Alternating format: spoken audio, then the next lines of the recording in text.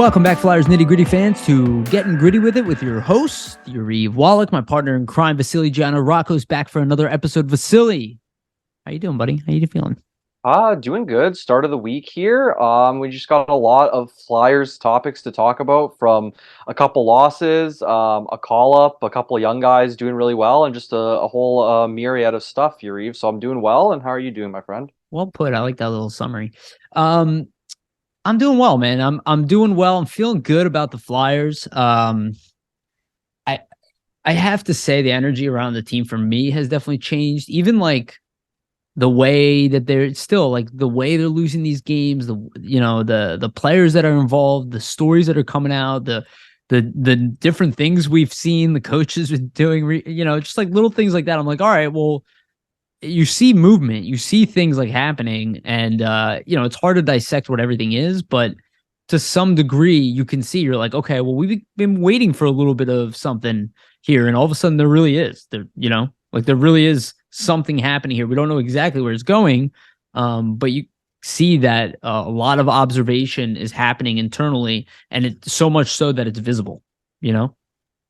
Yeah, I would say that's pretty spot on. Just the sense of the vibe around the team has kind of changed. And I think it's just a matter of the fact that the old regime is essentially kind of out, and there's a new regime basically cementing itself right now, with Briere and Helferty, and then whoever is going to be named as the president of hockey operations there. So I think in general there's a different feel because it's just a different management and leadership, above the team right now, I would say.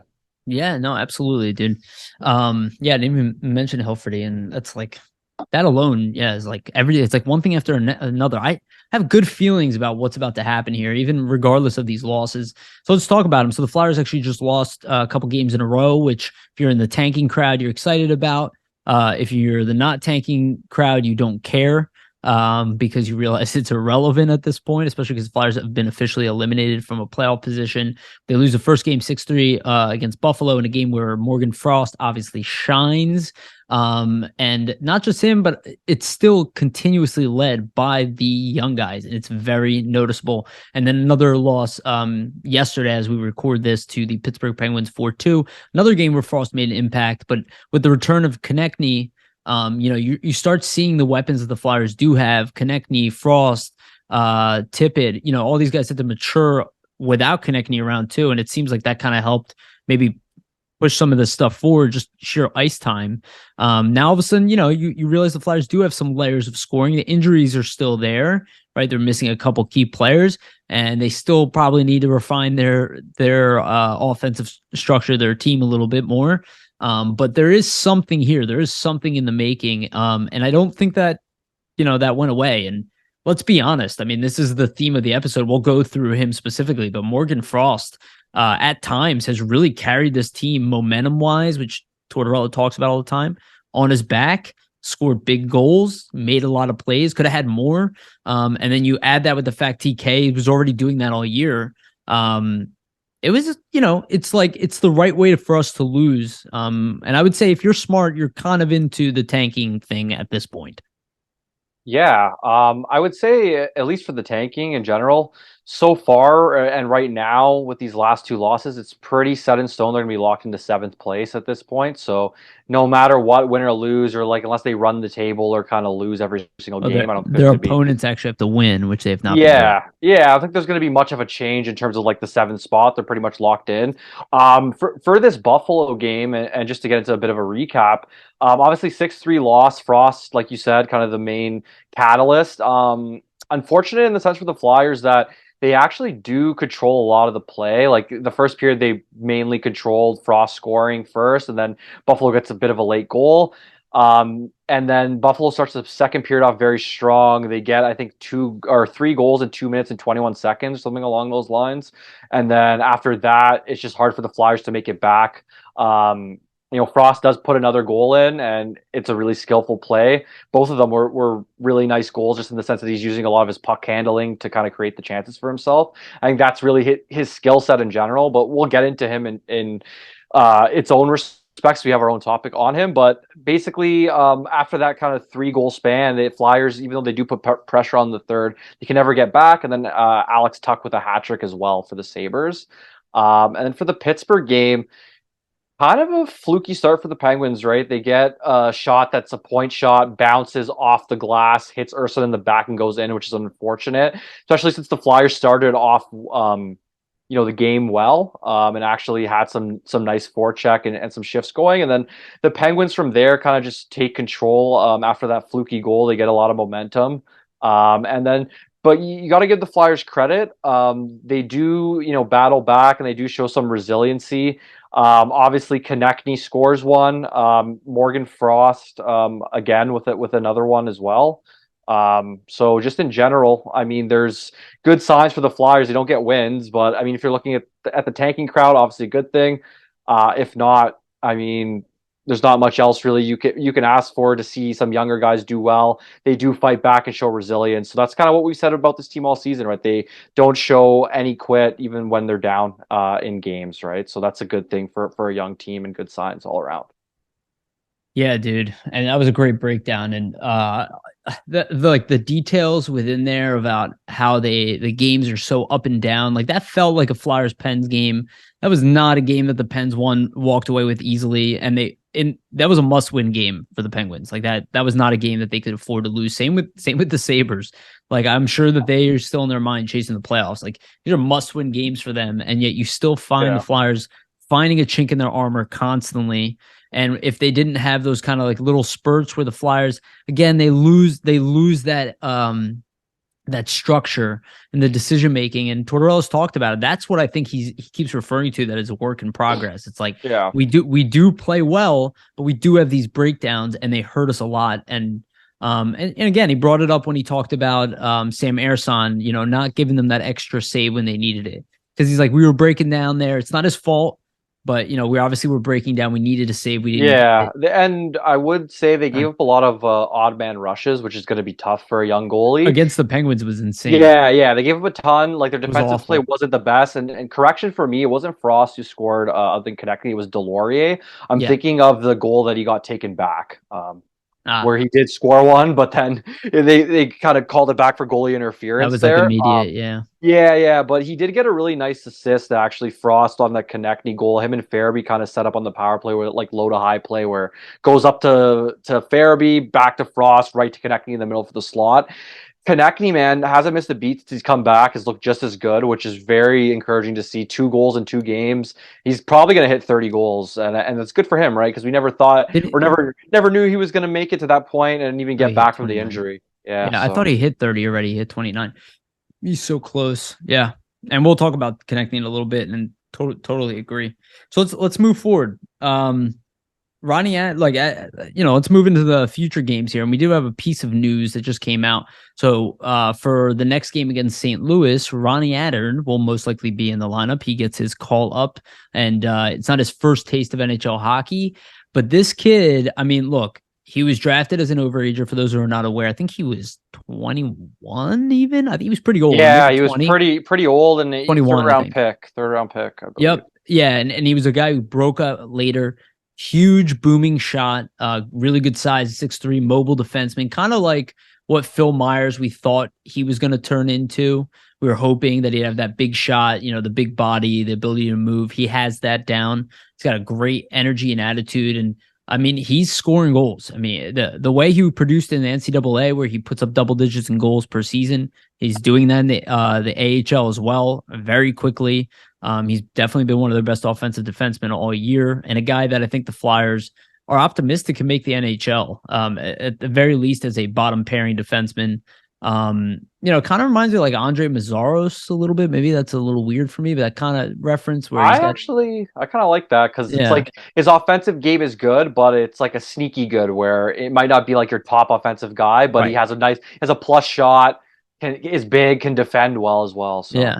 And I could see him scoring goals at the NHL level. I don't think he's a playmaker type of guy. Like if you look at his assists, they usually just. But he's got a bomb. You talk about second unit power play, or even maybe first unit, just along the boards, just somewhere where you can really get that shot off. I expect we're going to see that. Like, don't you assume that that's probably where he's going, the power play? And you look at the way the power play has been going. They're probably like assuming power play is awful anyway. Let's get a bomb in here. Let's get a big shot.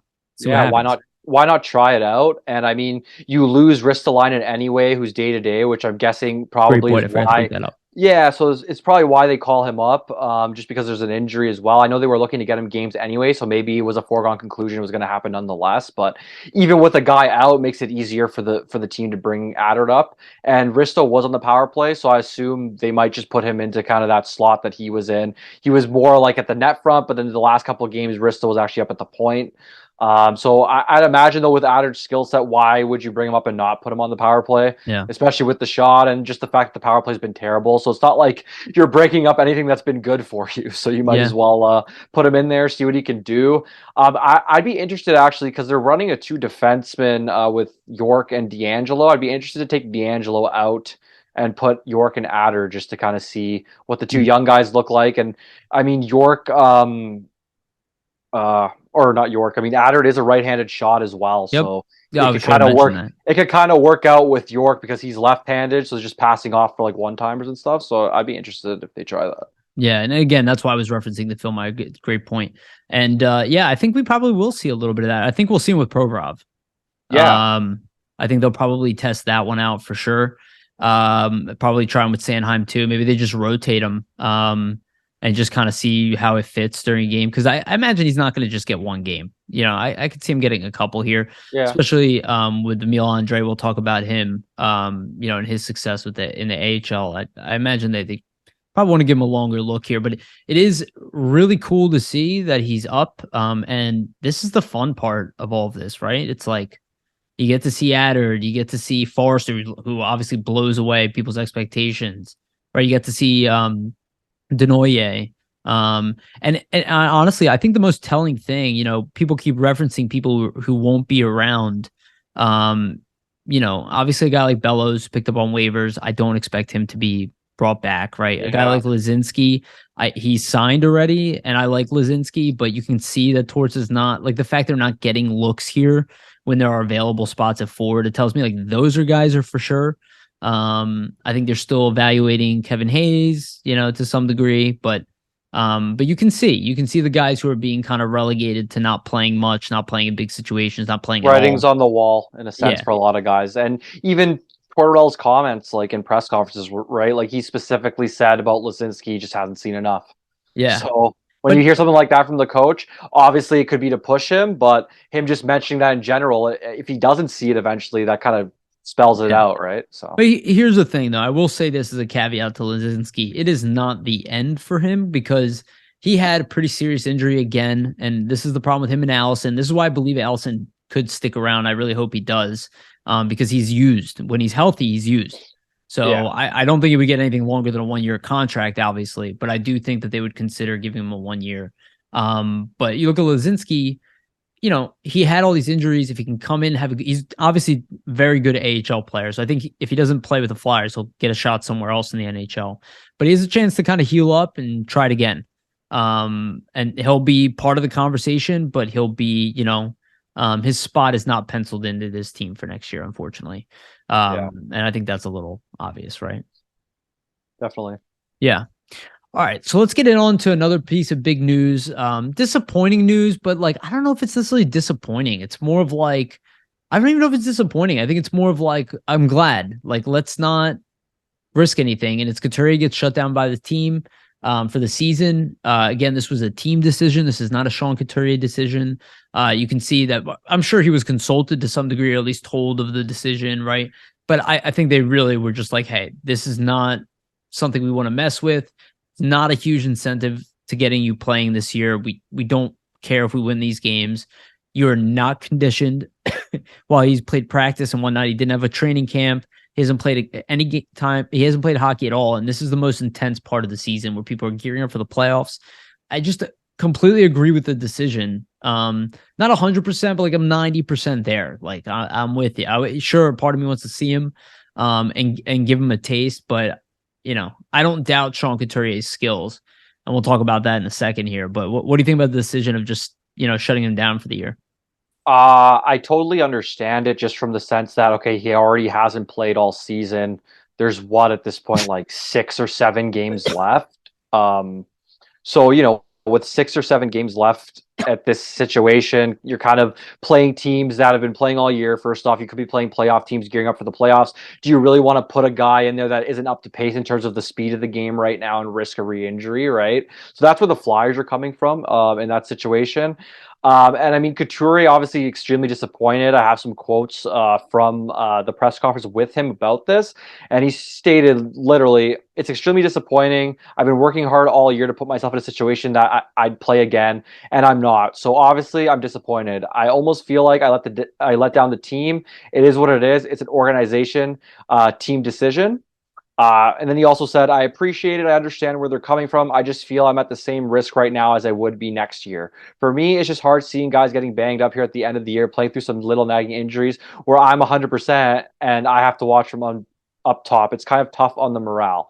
So in terms of his perspective, I totally get that, right? Because he hasn't played in basically almost 2 seasons at this point. Or with him at least not getting back into a game this season, by the time he does play, it'll be about 2 seasons. Shout out to Jamie with this great stat, but he has not played since December 18th, 2021. That's 469 days of not playing a game. So, I mean, for a professional hockey player, you could understand, like, from his perspective, 100% healthy. I'm finally back, cleared. The doctors say I can play, and then you're not allowed to. I get it from his sense because he's probably like, well, first off, I worked this hard to get back. I want to play. And he's a competitor. I also understand it in the sense that, okay, now you're kind of missing out and seeing, well, we know for sure Couturier is ready to go for next year, right? So you're kind of missing that in a manager perspective, but I think overall it's probably the best thing for the Flyers to do just because he's not really up to speed, but I do get the other side of it as well. So I kind of wanted to lay that out. But it's tough for Coots all around because, I mean, you could tell the guy's a competitor, even said, right? Like, I feel like I let the team down. Yeah. Even in a season when, like, they're not even close to the playoffs at all or really expected to be competitive. So I think it just kind of puts a bit of a view into how much of a competitor he is in general, and how much the team matters to him, and the fact that he wanted to get back so badly. Yeah, really well said. And thanks for pulling up those quotes too. I understand where he's coming from too. Totally. I think you summarized how I feel about his side for sure.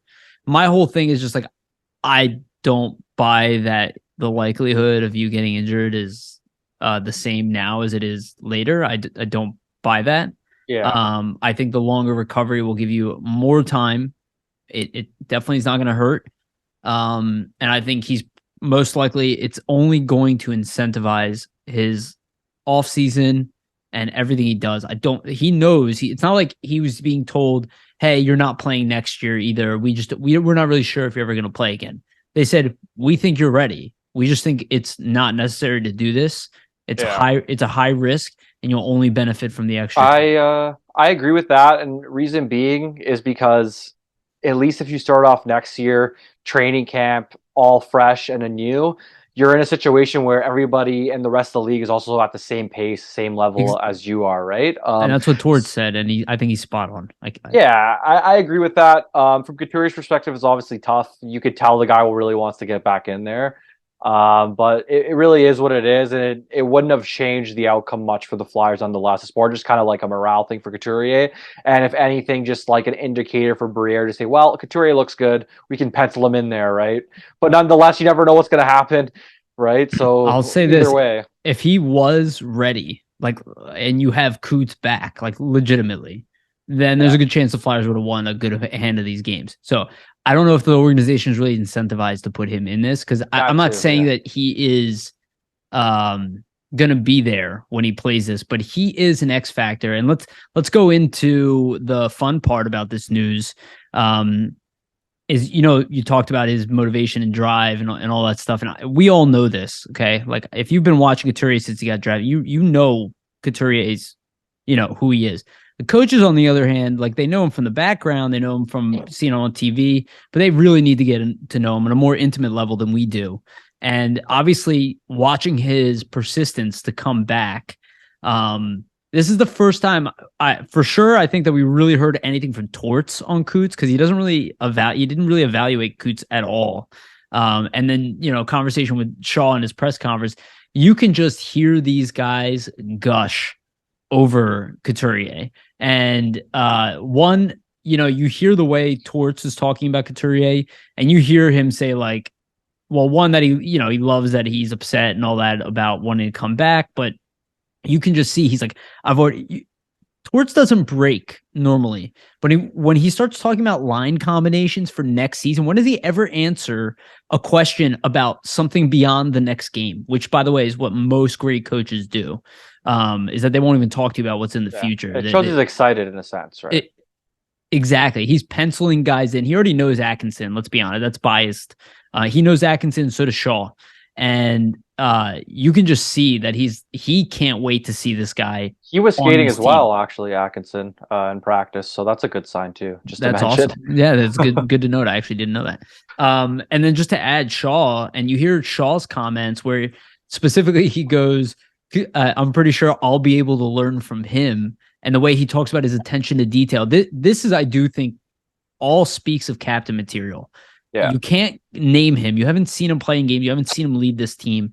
But the importance that Couturier is to this team, I don't think there is anybody more important to the Flyers than Sean Couturier. It's easy to get excited about TK, and we'll talk about him because I think TK is legit, but we forget the impact that Sean. It's been 2 years. He said that it was 400 something days. 469 days. So that's well over a year, right? Well, yeah. Well, that's the most exciting thing to me is that they're starting to envision where this team could be next year. And that's my tone is I don't think that he's just a good player in the league. I think he's one of the best players in the league. I think he's definitely, a very high-end center, high-end player in this league, 100%. It's just when you don't see a guy play for so long as a fan base in general, they're gonna forget, right? And it's just the nature of things. Like when you don't see something for such a prolonged period of time, how are you gonna just look back and say, well, of course it's gonna be just like that as soon as he gets back, right? So I understand the skepticism, especially with the injury. You got to see what he looks like out there, but in the bit of the video clips and stuff in practice, he's looked pretty good and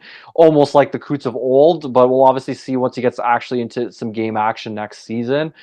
In terms of like the coaches gushing over him, though, I mean that's not surprising. I feel like every coach, Couturier is just a coach's dream in general, just the way he plays the game, defensively responsible, but it's the little details. And I think for a young team like the Flyers, it's incredibly important to have players and veterans that do pay attention to those types of details and lead by example. So I think for Couturier in general, Tortorella is probably excited just because not only does he get a really good player to play in a first-line player back, but he also gets a guy that he can point to and say, well, that's how you do it in our own end, and that's how you prepare, and all those types of things that a coach would love to point to, right?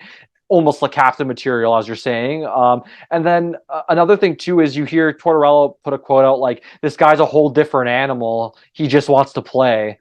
I mean, you could tell that he's obviously excited. Calls him a whole different animal. Like, how often is Tortorella just using that to describe somebody, pretty much gushing? This is what I was saying. He hasn't even coached the guy, and he's gushing over him. That means, look, I have not been at practices, but I would imagine that they notice in the drills and in practice that he probably wins every battle.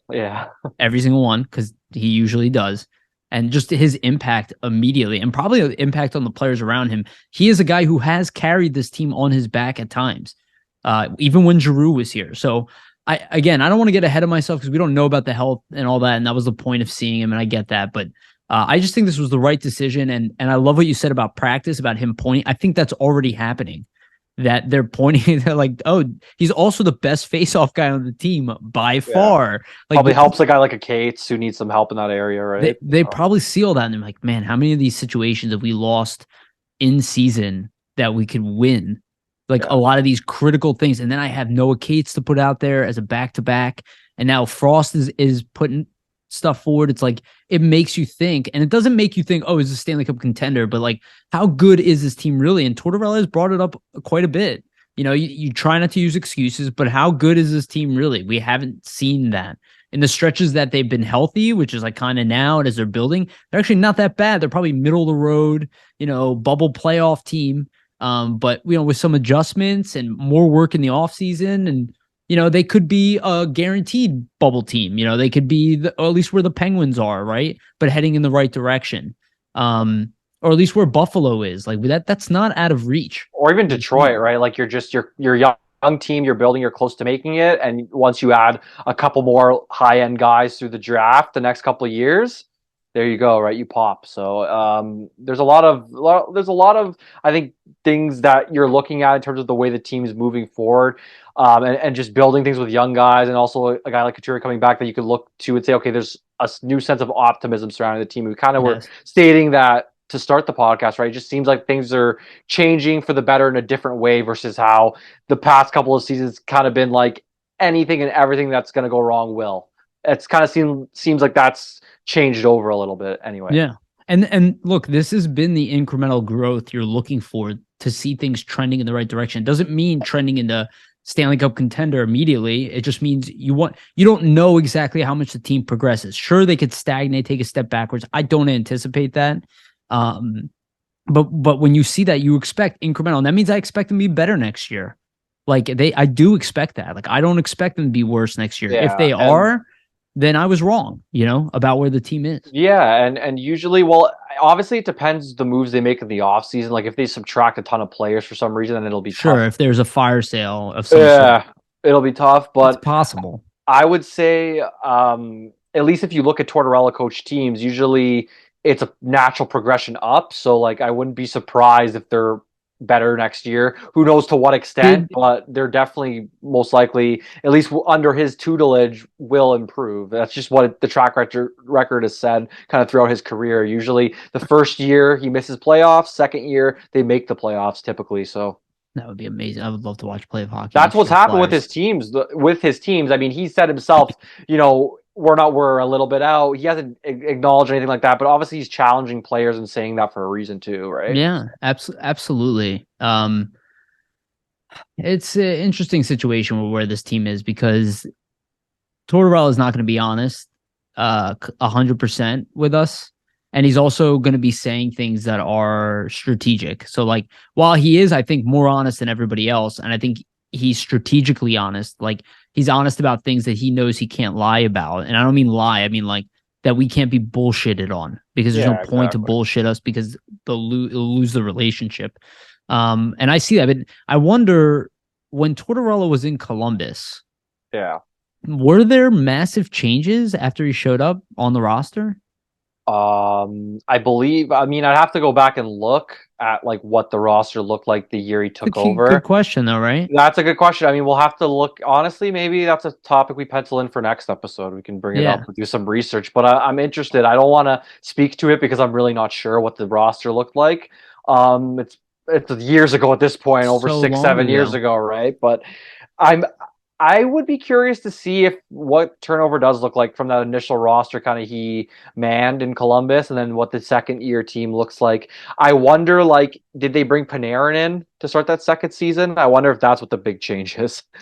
Because they might have not had him the first year, right? So I think they might have brought Panarin in, which in that case, I don't know if the Flyers are going to be making a move that big, obviously. So yeah, well, I think it's just but I look at the players who were successful underneath him. Like Cam Atkinson was there, Boone Jenner was there. Yeah, like they traded for Dubinsky, who didn't even like him, and he had his best season. Maybe he didn't actually, but he had good seasons under him. Similar to New York.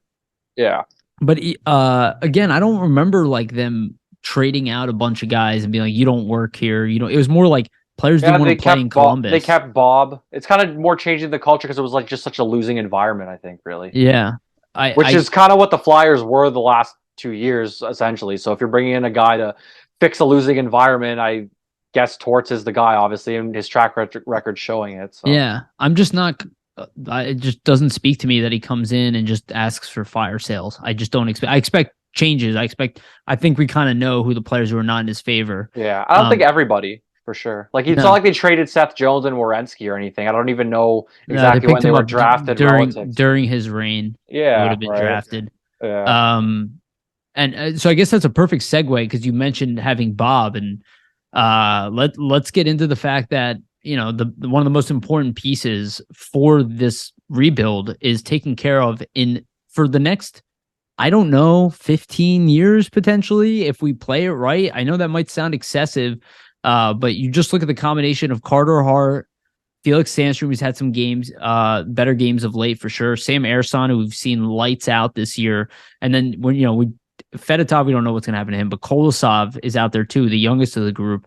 And, when you talk about rebuilding, you talk about excitement, you talk about evaluating, you talk about Tortorella coming in there, right? You don't have to go out and trade for a goalie and all that. You have it, and he's young, and you have all these like kind of generally young in their early 20s, mid 20 guys. There's a lot of guys here that are malleable, and the goaltending, it's just really nice to have. Like, I'm not sitting here worried about what goaltending will be like next year. Yeah, okay, they could go out, maybe add a veteran. It's possible. I don't think it's likely. I think it's most likely that they continue with these three, to be honest with you. Maybe I'm wrong, but maybe Sandstrom's the one that doesn't make it, but I could definitely see them just continuing with the youth at goaltender, just continue to build goaltenders from within, and as they progress, they'll get better. And I remember everybody was counting Sandstrom out immediately at the beginning of the year. All of a sudden, he doesn't look so bad. I just think most of the time we don't have the gut, and understandably so. It's not our jobs. We're fans.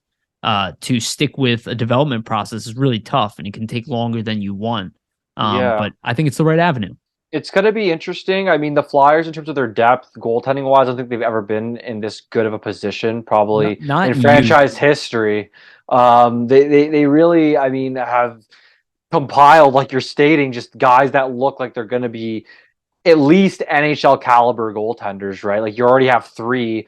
Hart's obviously the starter. I mean, you don't know what Urson and Sandstrom are technically going to be yet. It's too early in terms of I a mean, you sample can size. say Ersan will be a backup in the NHL at this point, Yeah, right? yeah, for sure. Same with At least. same with Sandstrom. I'm just saying I don't want to pencil in like who knows if those guys can be starters. Oh Like yeah, you've seen goalies like Sandstrom, for example, is not having the best season. He's only 25. You've seen goalies at 27, 28 become starting goaltenders like a Craig Anderson, stuff Sean like that. Burke, one Yeah, of the better goalies of his era. Then it took a very long time to become great.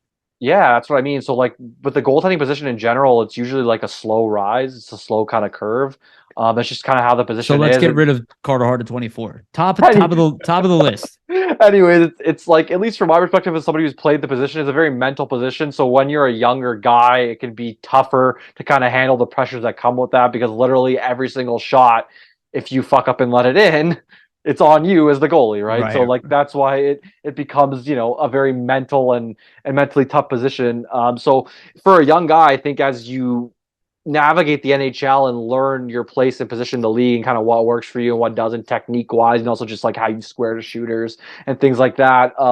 Obviously, the confidence of a goalie will grow as the years go along, right? So, like for a Sandstrom, for an Urson, who it's their first taste, you'd assume next season, okay, now that they know a little bit of what the NHL landscape is like, they could improve, confidence grows. So who really knows in terms of potential? They're definitely in a good spot. I personally don't think there's any reason to trade Hart. You can kind of slow burn with Sandstrom and Urson as his backup. Like there's no rush, right? Yeah. And if one of the other goalies turns out to be a starter as well, then you have a dilemma on your hands and then can make a decision from that point, right? If let's say a goalie wants to be a starter somewhere and you want to do well by them and trade them eventually, typically teams will do that, but you're not forced into it yet. Like there's no telling.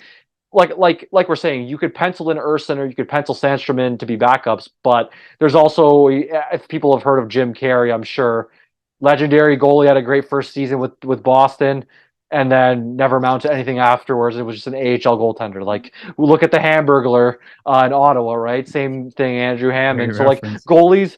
goalies are voodoo sometimes. So like these guys look decent. Who knows what's gonna happen? So that's why I'm kind of hesitant to be like, yeah, Yeah. trade Carter Hart. And You have a sample size behind Hart that you can actually look at tangibly and say, well, he has seasons of usually of before when typical goalies come into the NHL, at putting up solid numbers. So obviously, as he ages into his prime and the typical prime of a goalie, it's only going to improve, and that's kind of why I see him in an elite range, because he's playing so well at this young age.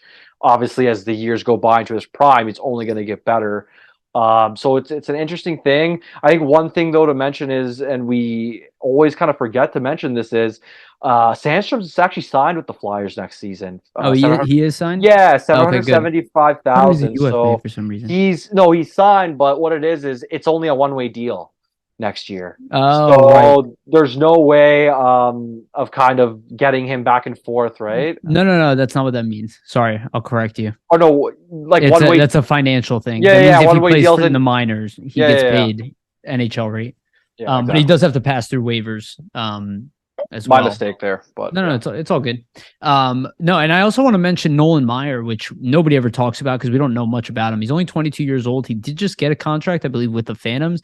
He won games that he probably shouldn't have won. He's very young, and he's probably also better than we anticipate. So all of a sudden, from being a graveyard for goalies, even if he only turns out to be an AHL goalie, so what? You found a starter AHL guy that you didn't draft, and at the very least can be a goaltender. You don't have to go out and search for somebody. He's in his 20s. You don't have to go find somebody adequate. He can be here, can build, it can maybe turn into something. I just love seeing that. I mean, and this is not a knock on like a lot of the veterans they brought in. I liked when we had Alex Lyon. Like, I like that stuff. I don't need the guy to come out and be a dominant guy. Like, maybe he is a number 3 for his whole career. Maybe he's just a backup, but it's like there's value in that. And it's good to see the goaltending thing is huge. It's going to be huge for a team that's also not that great, because it makes up for a lot of your shortcomings, which you need if you want to build confidence and build a team. And it's not like I don't want to see this again next year. Like this year, I want to see it because this draft is insane. But we got that extra first round pick coming. Like I'd rather just pick 2 mid picks. Let's go. I want to see this team get better. And I want to see this team draft well. Like I remember this team was able to find elite players late in the draft. I mean, Travis Konechny is one of them. So I want to see that. Sorry, do you want to say anything else? No, everything's good. Okay. So speaking of Konechny, let's move into the next topic. Brought him up earlier, but I thought it was interesting. He's at 29 goals right now. He missed, I think, 16 games on the season. There's 6 more. The way Konechny has been playing this year, I don't know if it would have happened, but you look at the scores around the league, like Verhaeghe had a 4-goal night the other night, sick, and he hit 40 goals. I don't know if Couturier is having 4-goal nights, but I think there's a very good chance that Travis Konechny. Did I say Couturier? Yeah, that's okay. Yeah, thank you. I was saying, if I was saying Couturier, I was talking about Travis Konechny. You see a guy like Travis Konechny with 29 goals on the season. I don't know if he wouldn't have hit 40 goals. Like, people kept saying he's not a 40 goal scorer. Tippett's not going to be a 40 goal scorer. It's like, I don't like these definitive stuff where people are saying what's within reach and what's not within reach. Yeah, so you put Konechny with a better team. Why doesn't he have 40 next year? Yeah, that too, and just better power play usage this season. I feel like he's getting a lot Great more point. That's opportunities. without a good power play. Yeah, right. Like if they have even an above average power play, who knows how many more goals he's getting? Because he's specifically getting a lot more usage there in general on the PP. But yeah, so he's got 56 points in 54 games, point a game, 29 goals, 27 assists. If he's played 54 games, 64, 74, like 26, 28. I played the Brinkat this year. So 28, I mean, 28 games he's missed technically, like for a full 82 game season, right? Because he's only played 54 games. 28 he missed total. Yeah, it would be 16 recently. Yeah, right? 16 recently is what I mean. Okay. Or like it won't equate to is what I mean. He hasn't missed 28 games, but it won't equate to an 82 game season. So he's 20, like when he plays, let's say the next 6-7 games, he'll be at 60 games. Or so 16. 6 games. So he'll be at 60. He'll miss 22 in total. So in 22 games, would he have been able to score 11 goals, let's say? I'd say it's definitely a reachable statistic. So. The way he was playing, the way he started scoring as soon as he came back.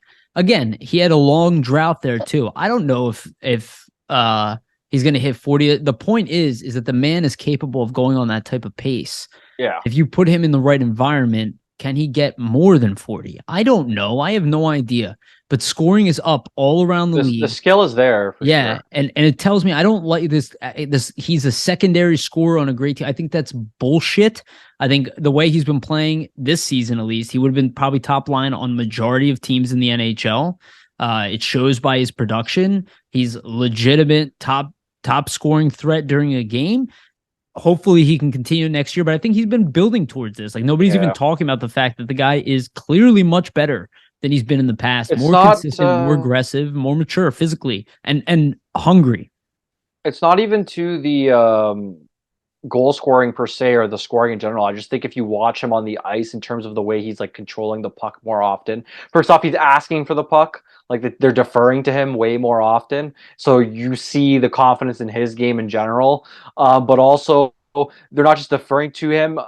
He's taking it on his own and kind of driving play. Majority of the shifts, he is the main play driver on his line typically, right? So like, I don't know if we've seen that from him necessarily in all his seasons in the past, but you are seeing it this year. So you kind of see, okay, he's getting even better. Is there potential that he could get more or could get even better than this, right? Because he's only 26. Typically, a player's prime is between this range, like 26, 30 to 31, 32, right? Is exiting. So there's potential for even more growth, I would say. So I think for this season, if he was fully healthy, like 6 games left, like we're saying, would have been 22 missed in total. Like I think he definitely could have hit 40 goals this year if he was completely healthy. He was on a killer pace before he got hurt too. So. Yeah. And again, talking in shoulda wouldas don't matter, but it's more of what about next year, right? Yeah, And, exactly. and With a healthy Couturier, let's say. well, I suspect that the line that Tortorella has put together, which I think might surprise people a little bit, is Lawton on the left side, Coots in the middle, and TK on the right. And you saw that kind of pencil. I think it was penciled in at a practice at one point. I would imagine that's something you even want to play around with. We saw that combination work with the Lindblom on that line. And again, you put Couturier in the middle for Konechny. Talk about like, and then you think about the penalty kill, and the amount of options he'll have for shorthanded opportunities. That's the top penalty kill if Couturier's healthy. It's going to be TK and Couturier, most likely, maybe Atkinson, but realistically, it'll probably be TK. I think we could see some really awesome stuff with Travis Konechny. I know people keep talking about him being traded. I just don't see any of this stuff. Maybe I'm naive. I just don't see any of this happening. I don't think it makes any sense. Sure, if you think your team's going to suck, yeah, it makes sense. If you really think that this team is going to suck for the next few years, it does make sense to trade Konechny, to trade Provorov, move whatever guy you can, start over, be bad for 5-6 years, right? And then hope that your young guys start coming in and you come in all at once, right? What Chicago is doing. I get it. Most teams don't do that. It's not proven to work. It's proven to create problems. So it could work. It's proven to build some really good talent, but not necessarily championship caliber teams. And again, if you look at the best teams in this league and the ones that have been good for the longest, they didn't build their team that way. Maybe some of them, maybe one or two. But again, we want to build a window of winning. So I don't know. I don't buy into it, but I could be completely naive. I just don't buy it. All right, let's move on to the next topic. And this is like, I guess, the biggest topic. And we talked about it a little bit already, but like, has Frost officially evolved? I mean, you look at the way he's playing, you look at the playmaking, you look at the goal scoring he's had of late, the fact that he is, and this is what I was waiting for when I had frustrations with him, is never an issue of talent. And again, I never put the ceiling on him either.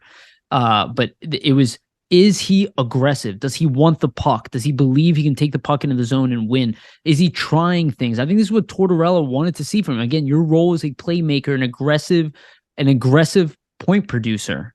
That's where you must be aggressive.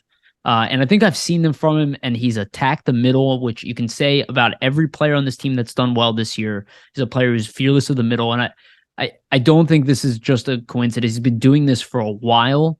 He struggled when the team struggled, and I don't think it's much of a question mark that he's here to stay. At worst, he gets shifted to left wing, but I don't see that for next year. I think that they will try to do the Noah Cates, Couturier, Frost thing, and maybe bring in another center, right? And you can shift guys around. You can always shift Cates back. You can always shift Frost to the wing. But whatever it is, I mean, I think the guy obviously has something. I think it would be crazy unless there's an opportunity where the trade is like, okay, we want to trade for another great young player. This one is more proven. He might have a higher ceiling. You package Frost. I get that stuff. But if you just want a guy who you think can be a top six forward, I mean, he's shown that ability at flashes. He hasn't put it together every game, but it's getting to that point, at least here at the end of the season, when it doesn't matter as much. But you hope that next year, does he have a 60-point season, right? I think he's evolved. I see another level from him. It's been quite consistent of late. Over the past, I don't know, 20 games at least. Yeah, he's been playing well this last stretch. I mean, I believe he's the leading scorer of the team since the new year. So that just shows it in There you general. But also just in the last 12 games, or not go. 12 games, in the last 10 games, he has 12 points too. So it just shows. I mean, he's leading the team in terms of scoring in that stretch. But in general, the most impressive thing for me with Frost is the puck handling, and I've said it on Twitter as well. And that's kind of the big strength to his game is the puck handling and the creativity. And it's kind of something that when at the beginning of the season, when his confidence was lacking, you weren't seeing him handle the puck as much or be willing to go to those areas or of high traffic with the puck on his stick and make plays with it. And that's kind of the difference this last stretch. And just since the beginning of the new year, really, you're just seeing him be more aggressive when he takes the puck and does have the puck control, but also he's using the puck and his speed to carry into zone entries and kind of make chances for himself and chances for other players as well. But mainly, at least the last couple of games, you've seen him fly through the middle, use his hands, use his playmaking ability, and then rip a shot. Where that's a play that he kind of would do in Lehigh if you watch some games, but he was notorious for doing that in junior, where he would pick up a lot of speed, kind of carve through some guys with his puck handling that's really great, and then take a shot and score a goal. And you're seeing him kind of translate that type of skill right now to the NHL level, and just Beautiful shows that. goals. Yeah, Beautiful beautiful, goals. beautiful goals, and it just shows the confidence and the high skill level, and just the creativity, man, in his passing. It's something the Flyers lack, right? It's just like a dynamic playmaker. Ever since obviously Giroux leaving, they don't really have a guy that you could say is okay. This is a guy that can put the pass on a tee. Maybe Kevin Hayes is their closest guy to like a really good passer, but even then, I wouldn't say he's an elite level. Whereas Frost, if you look at his skill and his puck handling ability and passing, he could be an elite level passer just with the creative thinking that he has to his game. And just to point out an awesome play that kind of happened a couple nights ago. I forget against which team, but he's kind of pinned up against the boards and he takes the puck and backhands it out of a puck battle to Sanheim in the slot, who then sets up Tippett for a goal. Like, not much guys are going to be able to, while they're getting pinned up face first against the boards, backhand a puck in a situation and create a play like that. Just the vision is there. And I think, the more confidence comes out, you see him try certain things that he wasn't willing to try before. And I think that's like a really good thing for his game, because you weren't sure if he's ever going to be willing to try those plays at this level, right? It was kind of getting Yeah. to that point where who knows. So Yeah, absolutely. And I think his to that point you made about that pass off the boards, he's still just 23. He was always a lanky, kind of thin player. I don't think he's ever going to be a muscle bound guy, but again, this is a guy, as he gets stronger, he will get faster. Like, I believe that about Frost. And yeah, I compared him to Dylan Larkin. I'm still seeing that comparison. I don't know if he's going to hit Dylan Larkin levels, but he's not that far off anymore no, from at least entering a conversation of being a similar type player and being an impact player. He's got to do it longer. He's got to do it next season. He's not going to be. I don't think Tortorella is going to lay off of him until he hits the level he wants. That he expects. next season will definitely be telling. I just stumbled upon this kind of the other day, but it's a comparison that I thought was interesting. It's between Morgan Frost and Alexis Lafreniere. Obviously, Lafreniere is 2 years younger. He's a 2001 born, while Frost is 1999. So there's a bit of disparity there, right? Like And that Lafreniere's, does matter, but for sure, it's a yeah, good comparison. It's a it's a first good, overall pick. yeah, exactly. It's the first overall pick compared to a 27th overall. So there's got to be like some, just adjustment of And expectations, let obviously. me just say one thing before you continue, because I love what you're about to say. And that's the one thing I think people should learn about draft picks. This is my interpretation of it. The draft picks that get taken the highest, there's a reason why some guys make it later. They typically are the most developed at that time.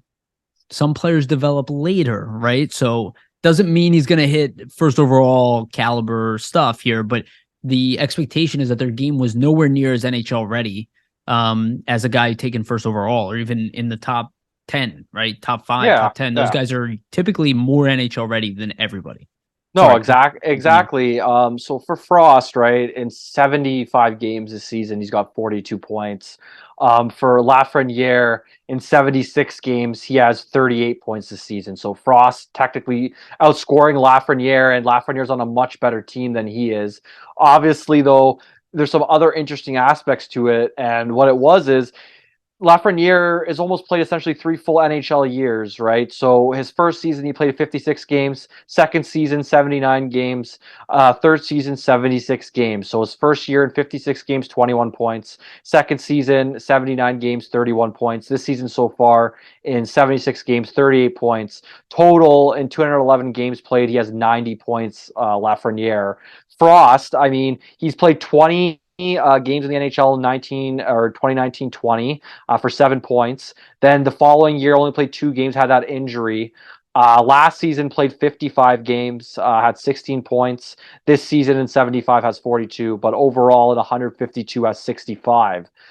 So just looking at it, right, and what I want to compare is that look at a guy like Lafreniere who has even more games in the NHL than Frost does, but the point totals are kind of similar in the sense that Frost has 65 to Lafreniere's 90, right? So he's not that far off in a significantly less handful of games. So I just thought it was interesting to point out, not to say that they're going to be, the same type of player or anything like that, but they're very similar in terms of their statistics. And one guy's a first overall pick, another guy's a 27th overall. So I just thought that was very interesting. And it kind of just shows that even with a guy who's a first overall, patience is required, right? And It I think tells me that's he's the main. outplayed Kako Yeah, 100%. for sure. Yeah, definitely there. But I think for Frost, patience is mainly required, especially with the injury that he had in the 2020 season. That would have essentially probably been his chance at like his first full NHL year. When you miss that type of development, it's very tough.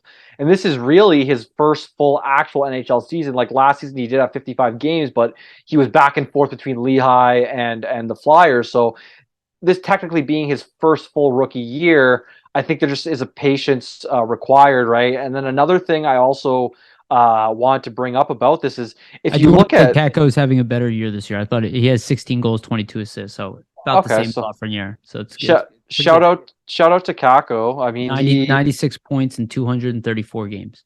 yeah, so there you go, right? Even another thing to bring up, but like look at Travis Konechny, okay? And this is a great comparison too.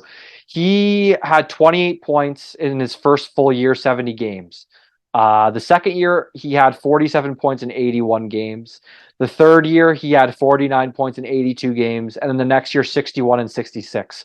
So it's not usually after 2, 3 seasons when guys really start to break in and make their impact. And I mean, technically, this is Frost's really like second season. He played 55 games last year, but it's really his first full NHL year. So I just think there's a lot there, and you got to be patient. I mean, Daniel Briere, we've brought this up before.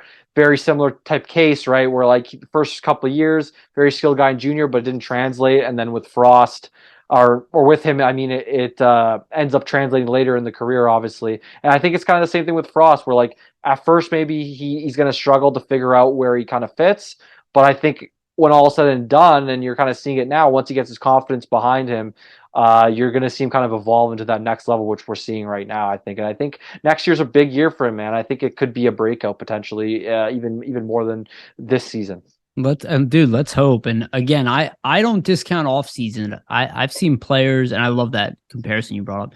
I've seen players just skyrocket the next year. I mean, I've seen marginal stuff. I've seen guys double their But production, yeah, and it usually happens around this age. Sorry, go ahead. especially now too, though, that the fact that he's had some success at this level, like you're thinking about it for last season for Frost, right? Like if you look at it from that perspective, last season in 55 games, he only had 16 points. So you're not going into it as him saying, wow, look at me, and like look at the season that I had and all that type of confidence. Whereas this year, he's looking like he's going to hit 20 goals. He's looking like he potentially, I mean, with 6 games left, he has 42 points. So it'd be hard for him to maybe hit 50, but he could, right? So like he's almost on a 50-point range technically. And I just think with the confidence for a young guy, he's really just going to be going into the offseason full blaze ahead, thinking, wow, look at the season that I had. Let's build on this and be even better. So Yeah, dude. And he's got good friends who are in his age range. Like you talk about building a core together, they're yeah. all the same age. Like Yeah, give or take a exactly. year, it's like they should all be heavily incentivized to have the best off season of their life. And I say it all the time, but it's like that's how they should go into every season, especially entering their prime. Um, they're not quite there yet, but they're probably a year, maybe 2 years from there. Yeah, like 2 years from their prime as forwards, For entering at it, yeah. 25. Yeah. So, they got really important summers ahead of them. All right, let's get into the next piece. And this was just interesting overall. Just what's happened of late, right? You have Shaw behind the bench a couple times. You're hearing that other coaches, Thompson, is going to get behind the bench. And who's the other coach? The name is escaping me. Murray? Daryl Williams. Williams. Wow. Murray. God damn, my brain is fried. Daryl Williams as well is supposedly getting a game. And there's only 6 games left. So you figure, between the two of them, Torts will probably coach 3 of the next 6. But then, you see him in the locker room. For the first game, he's watching the press box with Briere. Then he says Briere is on the road and he wanted to watch from the locker room. Again, I don't 100% know why he did these things. I can assume. I did hear some conversations, and shout out to Bill Meltzer and Mertitas for bringing this up, because that's where I heard it, is could he be grooming himself for a president job? Be honest, you guys, he'd probably make a fantastic president. I would hate to see him move from this team. I don't think it's quite time yet. Could I see him taking a higher role with the Flyers in the future? Absolutely. Do I think they've thought about him being a president? I don't think that that's inconceivable at all.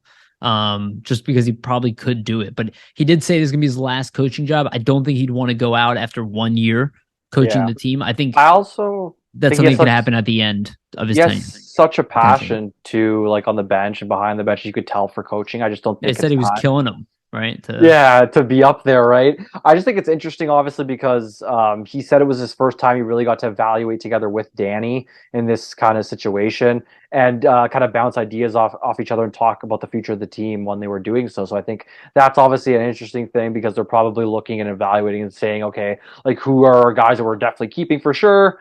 Who would we like to maybe move on from? Are there certain guys we're going to be watching these last, handful of games to potentially change our mind in terms of, like, keeping on, right? So I'm sure that's a factor. Obviously, the whole season plays into 100%. Effect, but I'm sure they want to see something now, especially to the players probably know he's up there and, evaluating in that manner. They're probably on notice too. Yeah. I think it's interesting for the coaches. I think Torch was saying, or the broadcast we mentioned, like, they want to give the coaches development opportunities as well, and that's an interesting thing for me, because you usually don't see that happen very often in the NHL, where a coach goes up top. So that's why I really thought it was interesting, and just the whole development thing. Like, Bradshaw's been a great defensive coach. Like, is the potential thought, like, well, let's have Tortorella be the coach for 3-4 seasons, then eventually transition into Shaw? Like, I don't know what the long-term vision is potentially, but I thought that was very interesting, just for all of the above. And the president thing you brought up was interesting too. I saw somebody mention, is Briere going to be the president, let's say, and Tortorella become the GM? I think that's high. More likely to be reverse. Yeah, that's what I mean. I think that's way less likely. So I just wanted to kind of touch on that, because I feel like they really want Briere in the role where he's kind of making the actual, like, moves. Player decisions. Exactly. Yeah. And I heard people say otherwise. I don't know. I'm not saying he couldn't be a good president or a great president, because he's had experience, but I just figure, like, if you were going to shoehorn him in as the president, you would have done so from the beginning, right? I feel like the president needs to be the seniority. Like, the point of this is that the president has been around for a long time. I agree. But and in a capacity of corporate, that has been there and dealt with corporate people and dealt with business and dealt with other GMs all the time, more than Briere. I think that's the idea. I agree. Somebody who's experienced to help a guy who's a little more green on that side of things. Right? And I think Tortorella is an exception, because his attention to detail clearly surpasses most people in the organization. So I think they kind of see it as like, yeah, he probably could do that too if we threw him at it. Yeah, and just a great hockey mind and been around the game forever and has so many connections. So it makes sense. And that as well. Maybe that's in, we saw Barry Trotz taking over as GM. Maybe the future is that Torts will be GM and Briere will be president after Briere does the GM thing. I have no idea. I'm just making shit up, but it's just all interesting stuff nonetheless. Yeah. Right? The most important thing, I think, though, if he's being honest with us, what you said about development, it is consistent. It means they're taking the development thing seriously. Like, we're developing our coaches, we're developing our players. Like, that doesn't scream fire sale to me. That doesn't scream firings. That screams, this is our group. We're going to give everybody as much experience while the games don't matter. We're going to treat it like a preseason. Yeah. anything, because that's something you'd see in a preseason. Yeah, exactly. Right. Well, they did do that earlier, actually, in the preseason this Right. season. So Exactly. And maybe Torts is back there taking notes. Maybe he's like, hey, this is grind time for when I make my final list for Briere of who stays and who goes. And again, it doesn't mean 100% of those players are going, but he definitely is. I don't know if it's going to be like a who stays, who goes, but maybe tiered. Here's my definites, here's my maybes, here's the guys who I don't think will work at all. yeah, Right. and then see kind of where the conflicts are, obviously between them, right? And then Right. decide. So Exactly. Okay, so let's move on to a little bit of the Phantoms, and then we'll end with this shakeup topic thing here that I have. So Emil Andre, do want to talk about him a little bit more. Again, I haven't watched him play for the Phantoms. I will be when they're in the playoffs. I might watch a little bit here at the end of the season. I've seen him in the past, but his production has definitely been there. I did have his points up. What are we looking at he has here? 4 points in 5 games, One one goal, three goal. assists. Thank you. Yeah. Yeah. -1. That's a 0.8 point per game, 0.800 or whatever for Emil Andre, an offensive defenseman of age to be playing against men. This is exactly what I was expecting, by the way. And I think we'll see hints of him next year in conversations to play in the NHL. Again, he's only 20 years old. But this is a guy who probably will be a top defenseman for the Phantoms probably next year. Will be definitely top 4, but maybe even top pairing, to start the year. He's been relied on it in the past. I just think it's an awesome start. And you look at the Phantoms, they are being led by youth. Even Cooper Marudi's only, I think he maybe just turned 26. It's not being led by any veterans anymore outside of Wilson. Everybody's a young guy. They're all 20, 22, 20. I'm looking at the ages. Yeah, Anisimov and Wilson is basically it. Yeah. So here, just point per game wise, here are the top guys who are still with the team. I'm excluding Lazinski, McEwen, and Bellows because he hasn't been down, but Lazinski's Licksel's at the top in points per game, then Cooper Marudi, then Andre, then Forrester, then Anisimov, then Denoyer, then York, who's not on the team, then Bobby Brink, Garrett Wilson, Adam Brooks. Adam Brooks is 26 years old. And then Ronnie Attard, 23. And then you got Willman, Zamula's up there too. And you can just see it's all young players. And it's really exciting to see. And I think Emil Andre is an exciting player for us to see. I mean, we look at what York is doing. Yes, he's undersized, but could this guy end up being, the offensive defenseman we've been waiting for? Yeah, for Andre, it's obviously encouraging, In a right? support role. 4 points in 5 games to start the career. I mean, personally, I haven't watched the games; I just haven't had the time on my end. But same as you, like I plan to hopefully order the package for the playoffs and take a look at all the prospects. That'll be some great hockey. But before him, I did see his goal that he scored, and it looked like he had a really heavy shot. Just kind of walked right in to almost the slot area and just ripped it. So that's obviously great to see.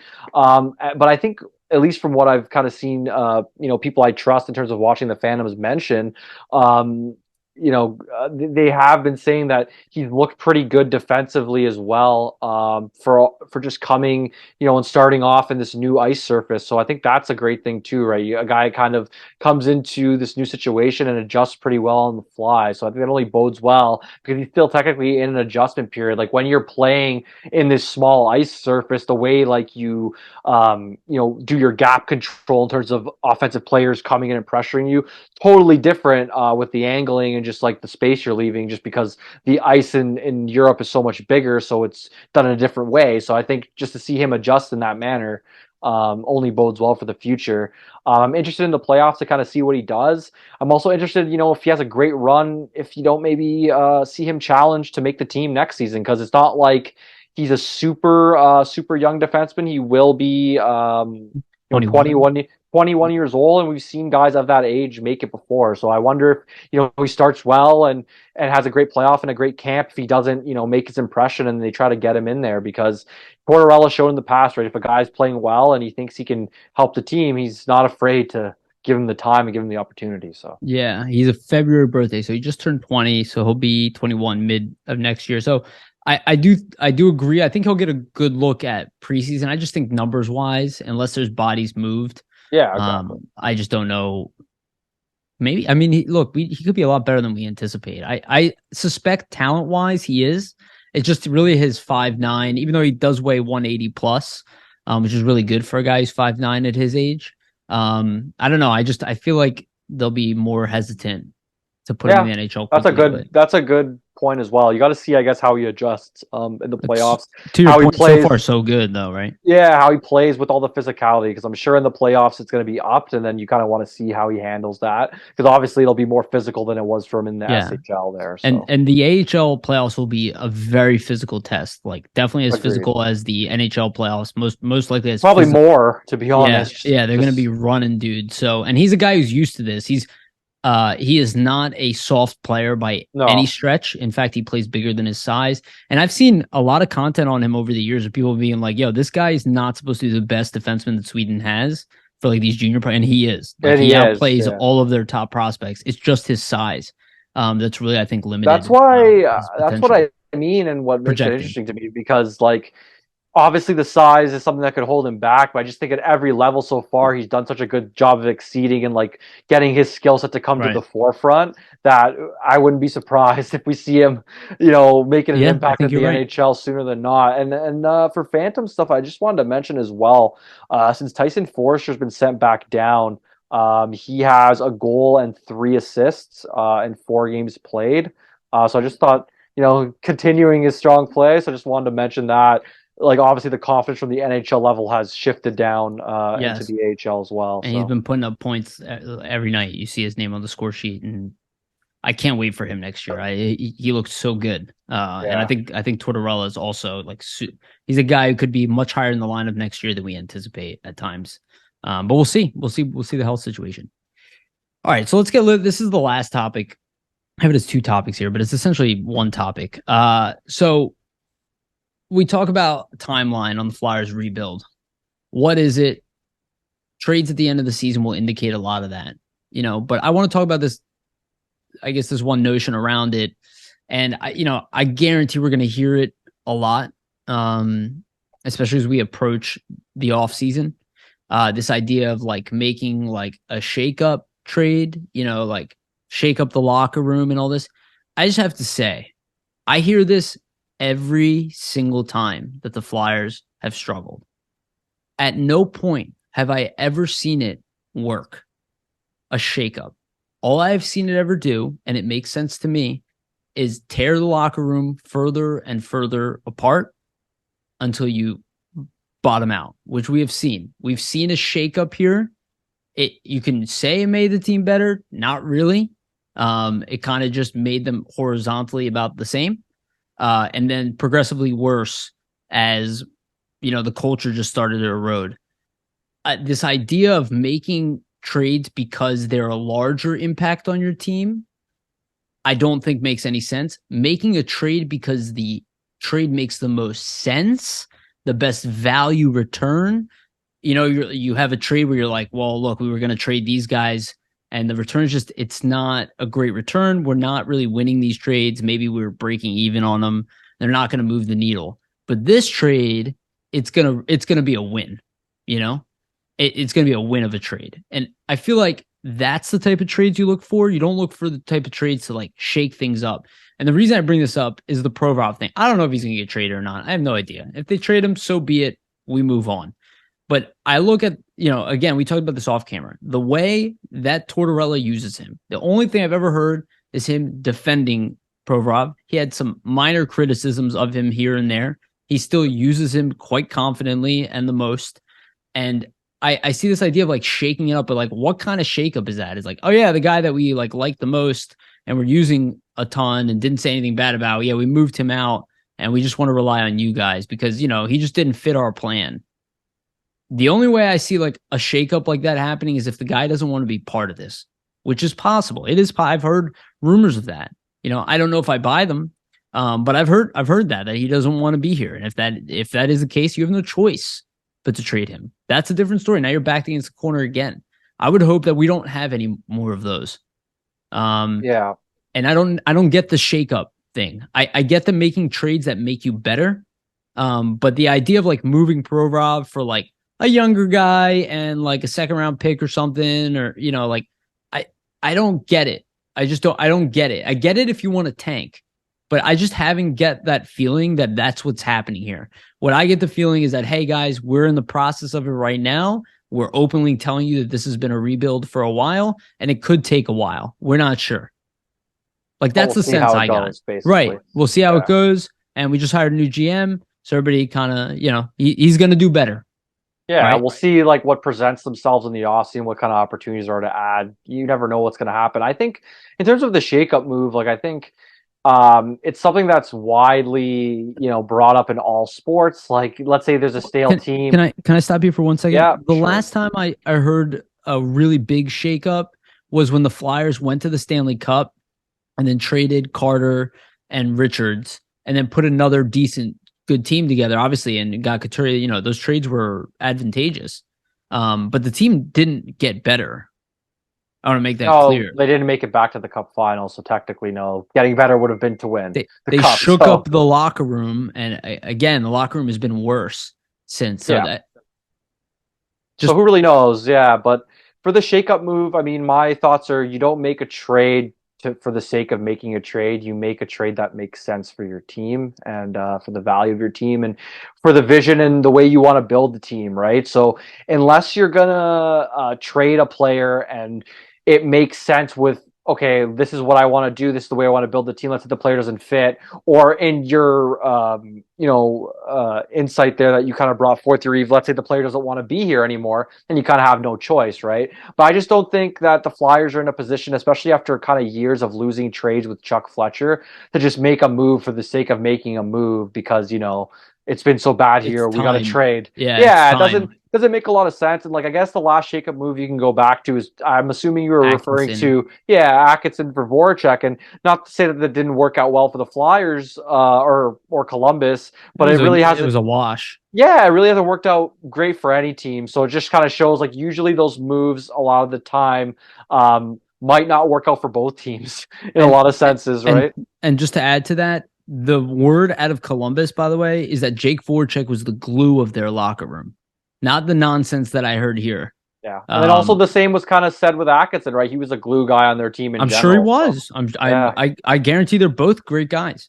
yeah. So You that's know the what I'm saying? thing. Like with this shakeup stuff, and when you get into Provorov specifically, I just think there's a lot of rumors out there, and they're obviously coming from reputable sources. So there could be some smoke there. There's no way for us to know, Well, but they're I definitely exploring it. They can't. They'd be insane not to explore everything, right? yeah, say that's what we kind of said, right? They'd be insane not to explore everything. So like, how do you know? Let's say there isn't offers being made, and the Flyers like, well, we'll think about it. We'll get back to you, and then that's kind of what gets leaked, right? So Yeah. you never know what's going to happen, but also you got to factor in. I want a Matt Duchene trade. I want to hold out until somebody gives me a great offer Yeah, that could be the for case, but once. also it could be the case that at least with the trades that they're making and things like that, like the guy doesn't actually want to leave, so you don't have to trade him. Like everybody says, oh, Provorov wants to leave, it's Etch and Stone who wants to go, but I mean, there's no actual statement or request of a trade made formally. That's the first thing.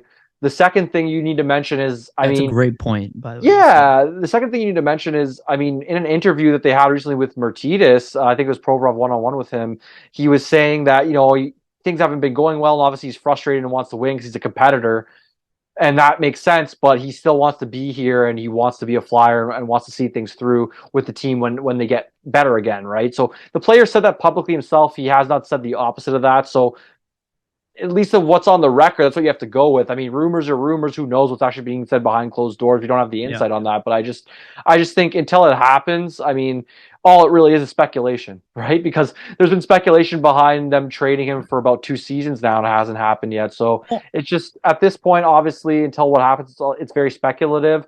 I just think for the Flyers, you got to be careful in the sense that he's a guy who plays a lot of minutes for you, and he hasn't even had, let's say, his best seasons the last couple of years, and the team hasn't been competitive. And typically, if you look at Provorov's best seasons under the Flyers and for the Flyers, it's been when they're the under team, Hackstall. well, under Hackstall, but it's been all, if you look Yeah. at his point totals, it's been all the years where they've been in the playoffs. And that's not a coincidence because the guy's a competitor, sorry. But like, if you're a player, it's hard to get up sometimes for games that don't mean much. And Yes. they've been in these situations for basically the last 3 seasons where the games have not meant much for the guy, and his game hasn't been the best, and it hasn't been where it's been to a previous level. But who knows when these games start mattering again and they really get down to crunch time with a competitor like Provorov, you'll see the better side of his game come out. So I just think something to be wary of, because he has had his best seasons when the team's been really good and competitive. So I just think with him being so terrible of late, there's a frustration level setting in, and that affects his game most likely too. So. Yeah.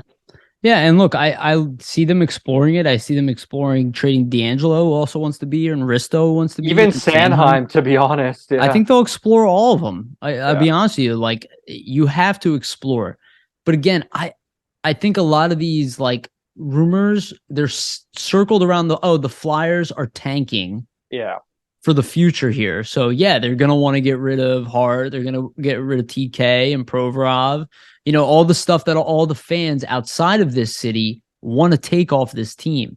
You know, I noticed that it's not, it's none of the guys that we actually want to trade. It's the guys that other teams would want the most.